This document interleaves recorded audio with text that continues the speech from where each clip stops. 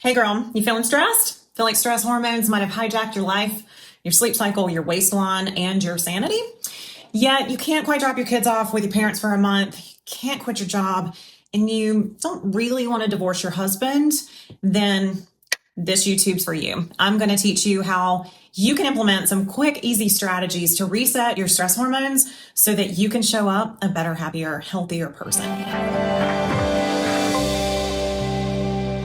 Before we dive in, my name is Valentino. I'm a functional nutritionist and I've been practicing for a few decades, helping women just like you with their food, their fitness, and their lifestyle so that they can show up healthy, well, energized, and live that full throttle life that you crave. If you like what you see here, make sure that you like, subscribe, share, comment, do all the YouTube things. I would appreciate it. So let's start simple. What are hormones? Hormones are chemical messengers made by our endocrine system that get released into our bloodstream that make a physiological effect on our tissues and our organs.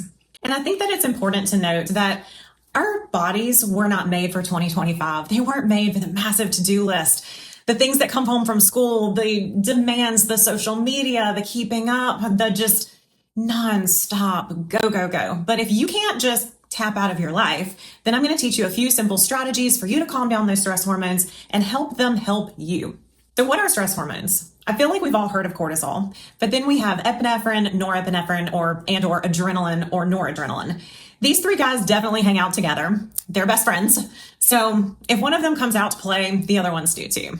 Cortisol, I feel like, gets a bad rap. However, if you need to run from a bear or lift a log off your kid, then they're going to show up and they're going to turn you into superhuman so that you can do those things. Cortisol shunts blood to our skeletal muscle tissue and away from intrinsic functions like rest, digest, and procreation. Think about a seesaw. On one side of the seesaw, you have cortisol, the stress hormone. On the other side, you have a hormone called DHEA. Now, DHEA sits at the top of a cascade of other hormones, and these hormones we really want to be high and healthy. They are our vitality hormones, our sex hormones, our steroid hormones, the ones that we want to see functioning really well. So if cortisol is high for a long period of time, like chronic stress, what we start to see is we start to see the DHEA, the other side of the hormones, deteriorate. How do you know if you are in a chronic stress cycle? What is your body telling you? What signs and symptoms do we see show up? Well, the first we see is sleep issues. That's normally the first one to go, is that you lay down, you're exhausted, but your brain won't turn off. You're tired, but also wired. And then you wake up in the morning after a decent amount of time in bed and you don't feel rested.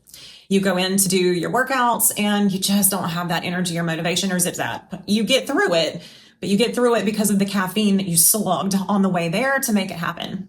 Also, will it be experiencing brain fog, walking into a room for the third time, wondering like, why am I here? You forget things. You forget things that you shouldn't be forgetting. You also will see an accumulation of body fat around your midsection, not to mention sugar cravings, even though you feel like you're eating balanced nutrition, and diminished sex drive. There's a few simple strategies that you can implement today and start to see benefits with pretty quickly. Even though these are messengers that are going on inside of our body, they're directly impacted by the things outside of our bodies, the lifestyle that we're creating. Being a nutritionist, you know I'm going to talk food strategies first. Balanced nutrition is going to equal balanced hormones. So very important that you do not skip breakfast. Breakfast is vital to getting your day kicked off right. Making sure that every single meal in your day is protein centric is also going to really help your blood sugar and help keep your hormones stable. Prioritize eating every 3 to 4 hours so that you don't tank. And then your body craves that quick energy fix, normally in the form of sugar or caffeine. Eating with a whole food diet, it really matters what we put into our body. It's our fuel. So I want you to think about if you have a car that's out of gas, but you're not sitting at a gas station, you're at home, you're probably not just going to go grab a bottle of wine and put it in your gas tank just because it's liquid. Same thing with food. Just because you can chew it and swallow it doesn't mean that it's food. So making sure that you're avoiding those processed items, those grab and go quick fixes, they're not going to be high in nutrients that your body needs to actually be balanced and well. Movement. Movement is so important for our stress. However, if we are in a chronic stress cycle, the way that we move our body matters. Focusing on getting steps in versus hardcore cardio is probably ideal until you see your sleep and wake cycles start to balance. Get those steps in. Do them outside. Do them outside where you can enjoy fresh air, kind of clear your brain, ground your body a bit.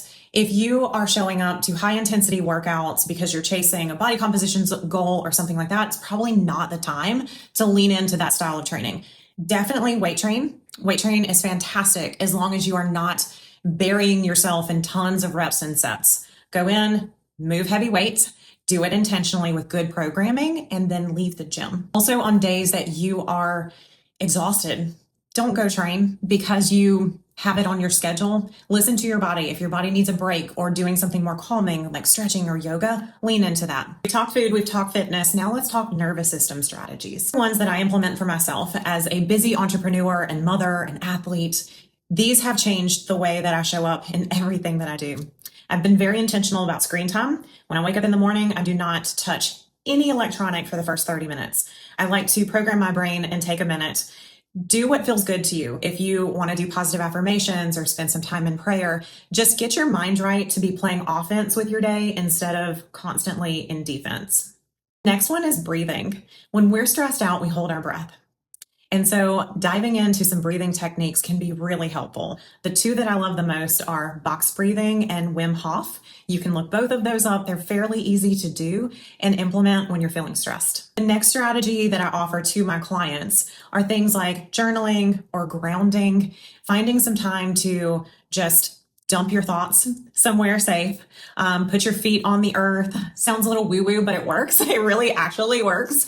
So taking a few minutes doesn't have to be this massive time that you set aside. 10 minutes does wonders. Talked about screens in the morning, but also in the evening. I like to make sure that my eyeballs are not looking at screens the last hour before bed. Doing something different like reading or just being present with my family really changes my quality of sleep.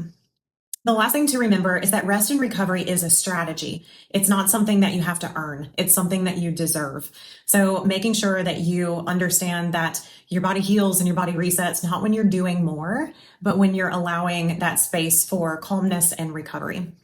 If you need help getting started with this, I have a beautiful community inside of my business, Wholly Fueled, that will help you start getting your life together and make it super simple to nourish your body with food, with fitness, and with mindset. So you can check that out there. If you gained value here, like, share, subscribe, do all the YouTube things, and I will see you on our next training episode.